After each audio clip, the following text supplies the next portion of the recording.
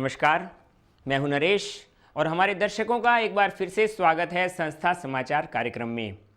आज हम बात करें कि भारत विश्वगुरु पद की ओर अग्रसर हो रहा है। भारत की ओर आज विश्व के बड़े बड़े देश अपनी आशाएं लगाए बैठे हैं।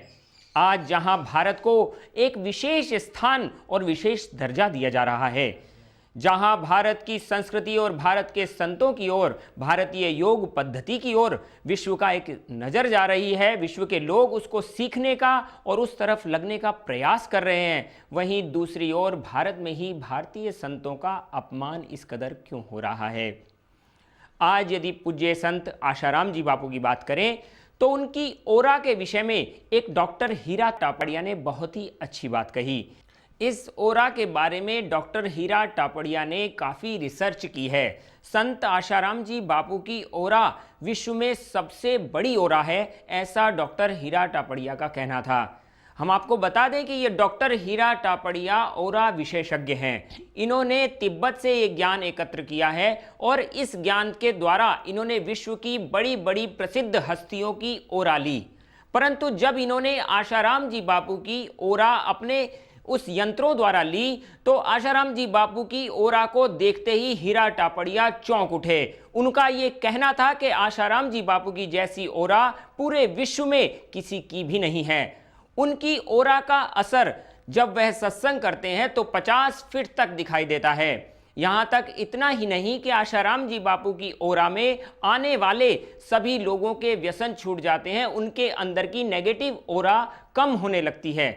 आशाराम जी बापू की पॉजिटिव ओरा इस कदर विकसित है कि उस ओरा के अंतर्गत जो भी आता है वो व्यक्ति सुसंस्कारों से संपन्न हो जाता है, ऐसा डॉक्टर हीरा टापड़िया का कहना था। उन्होंने ये भी कहा कि आशाराम जी बापू की जैसी ओरा है वैसी बड़े बड़े योगियों और संतों में पाई जाती है। और उन्होंने ये भी कहा कि आशाराम जी बापू के आज्ञा चक्र और सहस्त्रार चक्र में काफ़ी जागृति हुई है, जिसके कारण उनके संपर्क में आने वाले लोगों को सहज ही लाभ होने लगता है। आप देख सकते हैं डॉक्टर हीरा टापड़िया की वो वीडियो जिसमें वो स्वयं ही आशाराम जी बापू की ओरा के बारे में बता रहे हैं।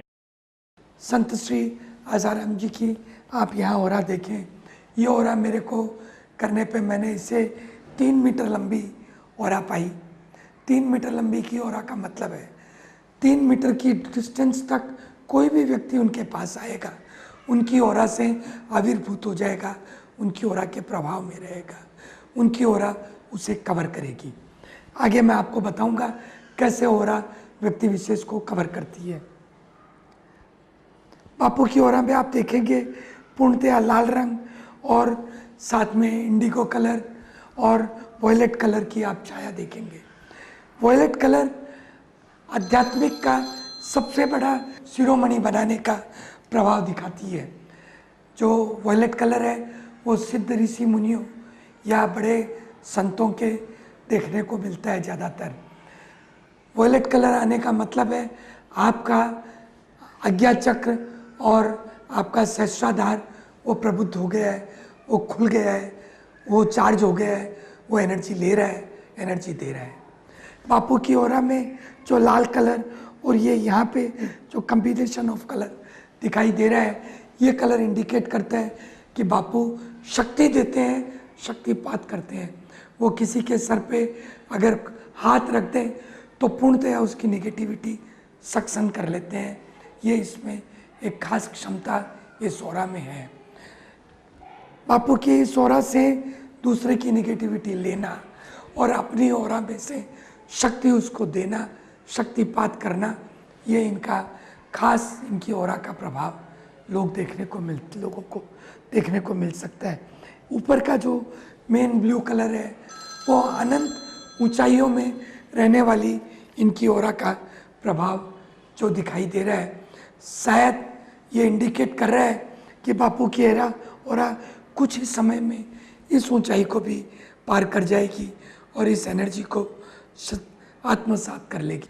बापू की ओरा में खास चीज़ है वो है शक्ति देने की क्षमता।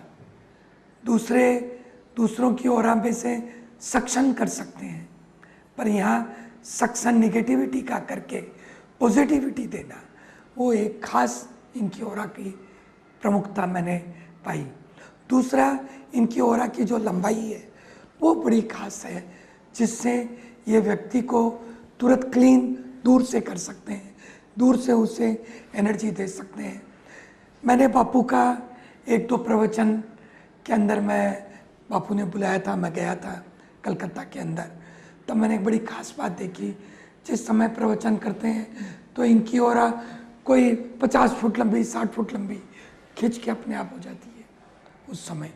ये एक बड़ी विशेषता मैंने देखी, एकदम इलास्टिक बैंड की तरह ऑरा सबको छा जाती है, सबको कवर कर लेती है। बापू की ऑरा में मैंने बापू की ऑरा की तो मुझे सबसे बड़ा आश्चर्य हुआ, उस ऑरा में 10 जन्मों से रादर 10 जन्म तक मैं उसमें पढ़ पा रहा था, पूर्व जन्मों को 10 जन्मों से वो ऑरा उसी तरह वर्क करती आ रही है। मतलब पिछले 10 जन्मों से बापू यही काम कर रहे थे, लोगों को एनर्जी दे रहे थे, शक्तियाँ दे रहे थे, लोगों को स्वस्थ कर रहे थे, लोगों में ज्ञान बांट रहे थे, यही काम कर रहे थे। तो देखा आपने डॉक्टर हीरा टापड़िया ने किस प्रकार आशाराम जी बापू की ओरा को विश्व की सबसे प्रसिद्ध ओरा के बारे में बताया है। उन्होंने कहा कि ऐसी ओरा उन्होंने शायद ही विश्व में किसी की देखी है। जिस प्रकार उन्होंने बापूजी की ओरा का उल्लेख किया, ऐसे कई साधकों को आए दिन आशाराम जी बापू की कृपा के चमत्कार होते रहते हैं। संत आशाराम जी बापू के सानिध्य में आने वालों के व्यसन छूट जाते हैं। ऐसे कई हजारों लोगों के अनुभव हैं जिनको कई आर्थिक, धार्मिक तथा आध्यात्मिक लाभ भी हुए हैं। उसी में से यदि हम आपको बताएं तो एक चमत्कारिक अनुभव जो कि समाज के लिए और देश के लिए एक बहुत ही गजब का अनुभव हुआ।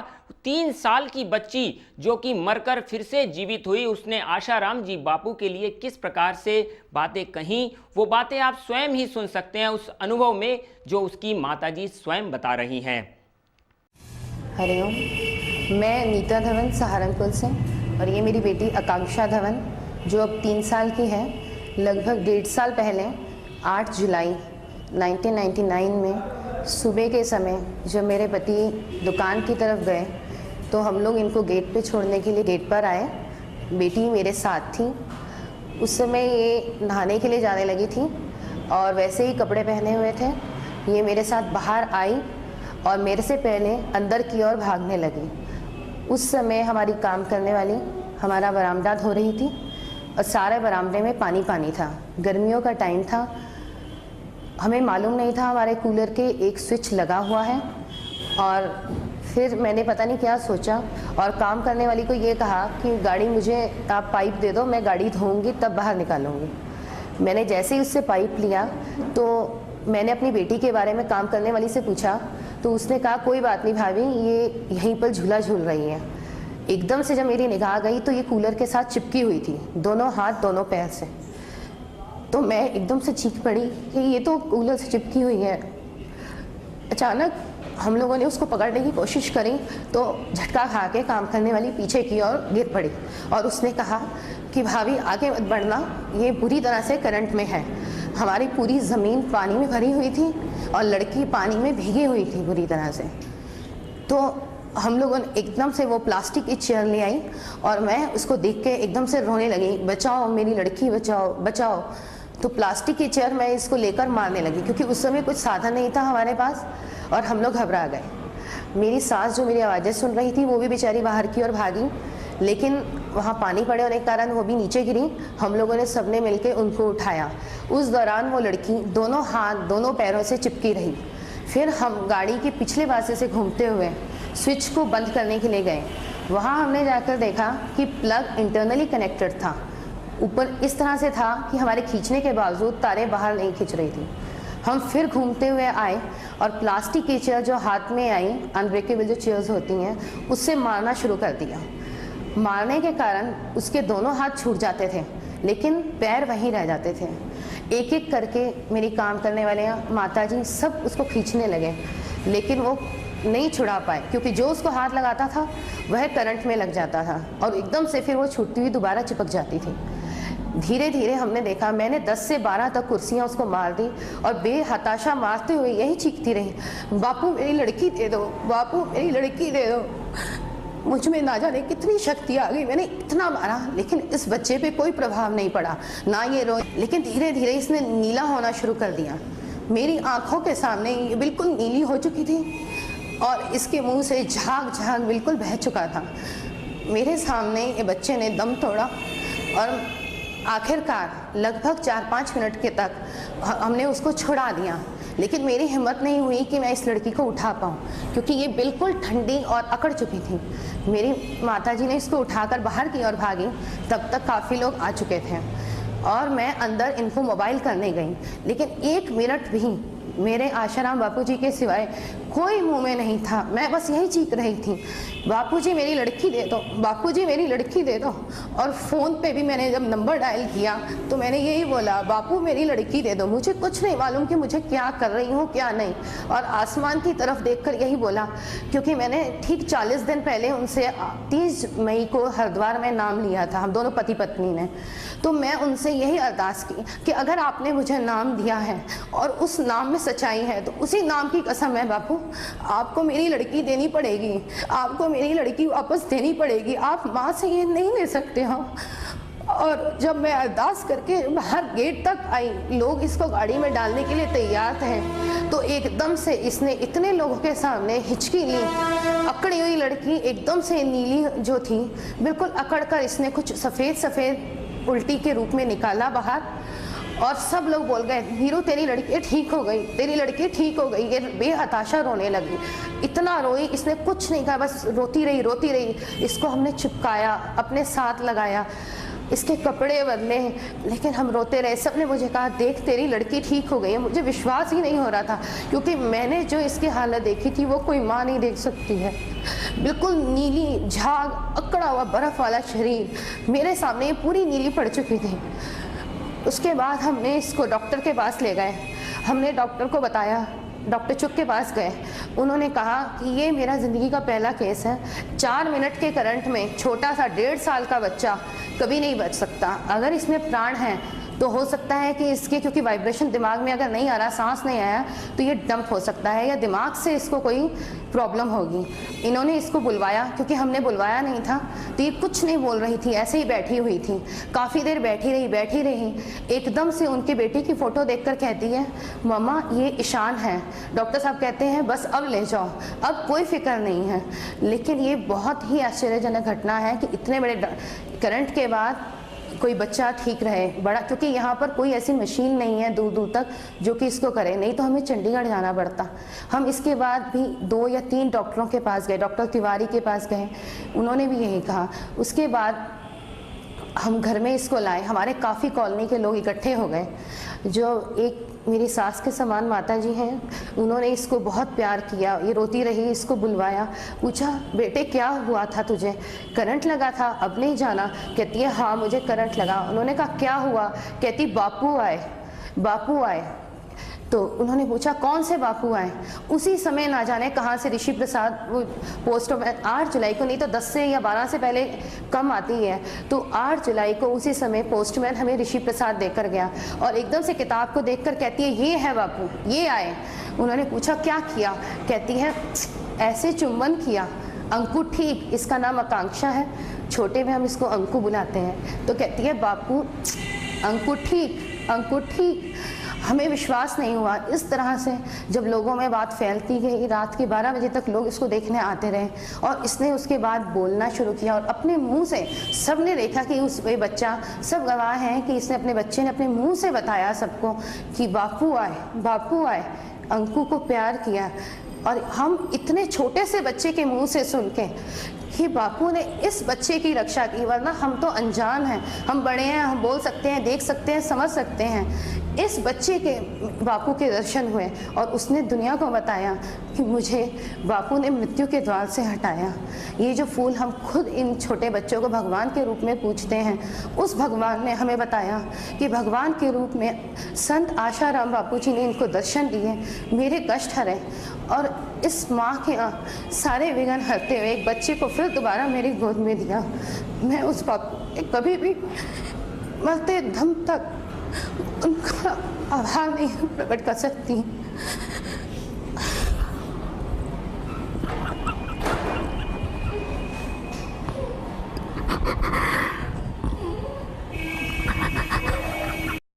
जहां आज आशाराम जी बापू के सानिध्य में आने मात्र से हजारों लाखों नहीं करोड़ों करोड़ों भक्तों को अनेकों अनुभव तथा लाभ हो रहे हैं, वहीं दूसरी ओर संत आशाराम जी बापू को फंसाने का षड्यंत्र किया जा रहा है।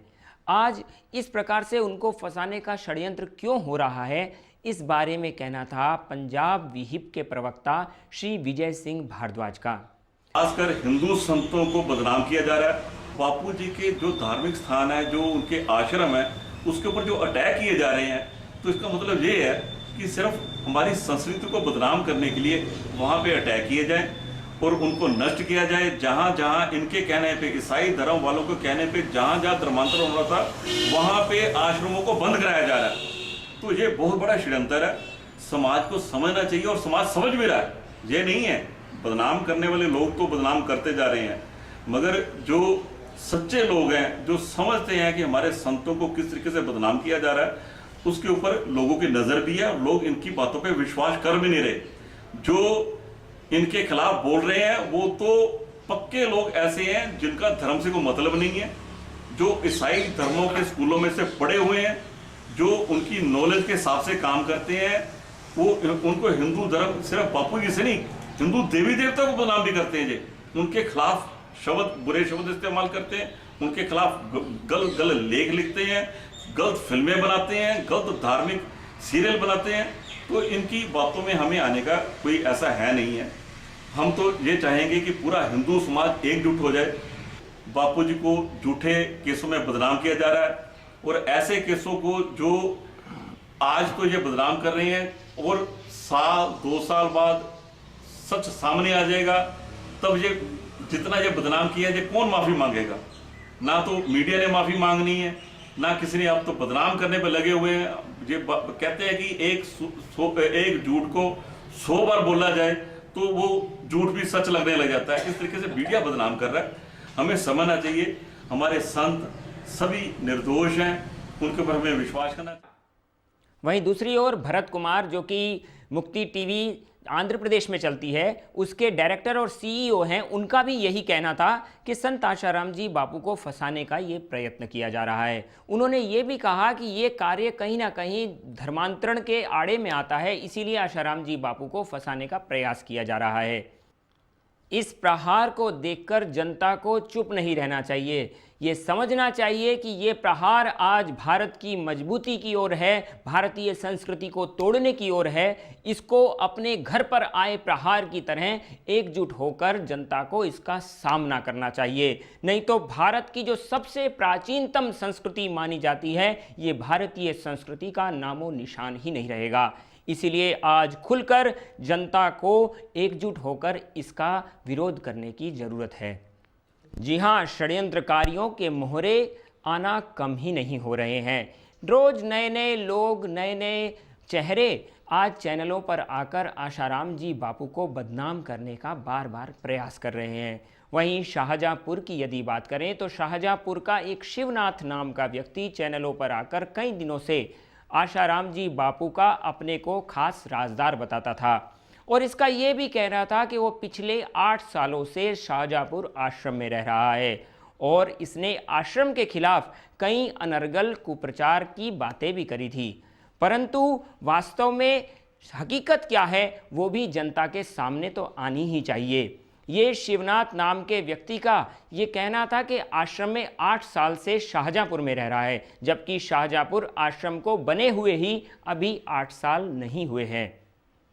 जब इस प्रकार से 8 साल अभी बने हुए ही नहीं हैं और ऐसे घिनौने तरीके से वो बार बार प्रचार कर रहा है, तो कहीं ना कहीं आशाराम जी बापू को फंसाने का ये प्रयास किया जा रहा है, ये बात भी जनता के सामने आ जाती है। ये शिवनाथ नाम का व्यक्ति केवल 1 वर्ष से ही अभी आश्रम में चौकीदारी करता था। इसको चौकीदारी पगारदार के रूप में रखा गया था। शाहजहाँपुर आश्रम में इसको चौकीदारी करते हुए अभी 1 वर्ष भी पूरा नहीं हुआ था। जैसे कि इसने आश्रम को फंसाने के लिए और आशाराम जी बापू को फंसाने के लिए जो झूठे इल्ज़ाम लगाए हैं, तो उनकी सत्यता कितनी होगी ये भी जनता के सामने खुलकर आ गई है।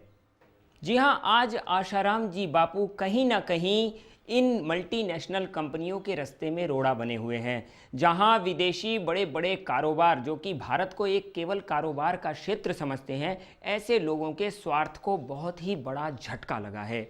आशाराम जी बापू पिछले 50 वर्षों से कई रोगों के निदान सस्ते और सरल उपायों के द्वारा जनता को बताते आ रहे हैं। जैसा कि उनको कहना था कि हार्ट अटैक की बीमारी से भी सरलता से इलाज हो सकता है, बाईपास सर्जरी करवाने की आवश्यकता नहीं है, डायबिटीज़ के लिए जो इंसुलिन के इंजेक्शन लेते हैं उसको भी सरलता से 10-15 दिन में ही जड़ से मिटाया जा सकता है। हाई बीपी, लो बीपी के लिए आशाराम जी बापू कई बार अपने सत्संगों में कहते रहे हैं, सरल उपायों द्वारा जिस प्रकार जनता को स्वस्थ, सुखी और समृद्ध जीवन देने की कोशिश कर रहे थे, आज ये बातें कहीं ना कहीं उनकी दवा पर, कहीं ना कहीं जो मल्टीनेशनल कंपनियों के द्वारा जो भारत को एक बिजनेस का क्षेत्र समझते थे, भारत से करोड़ों रुपए जो विदेशों में चले जाते थे, आज वो बच रहे हैं। भारतवासियों का स्वास्थ्य बच रहा है, भारतवासियों की शक्ति बच रही है, भारत समृद्ध और शक्तिशाली हो रहा है। इसी कारण से आशाराम जी बापू को टारगेट किया जा रहा है। तो आप समझ सकते हैं कि आज संतों को बदनाम करने की कितनी बड़ी घिनौनी साजिशें रची जा रही हैं। इसलिए हम जनता से ये अनुरोध करना चाहते हैं, जहां आज भारत विश्वगुरु पद की ओर अग्रसर हो रहा है, उस भारत को फिर से गिरने न दें, टूटने न दें और उसकी समृद्ध और शक्तिशाली दृढ़ता को बनाए रखें। और वो तभी संभव होगा जब सब एकजुट होकर सामंजस्य से इस विरोधी शक्तियों का सामना करेंगे। आज हम जनता से अनुरोध करते हैं कि ऐसे संतों के लिए, अपनी संस्कृति के लिए, देश के लिए, समाज के लिए हम एकत्र होकर संतों का पूर्ण रूपेण समर्थन करें और सच्चाई को जानने का प्रयास करें। सच से जुड़ी खबरें हम लगातार आपको देते रहेंगे अपने इसी कार्यक्रम में, संस्था समाचार में। नमस्कार।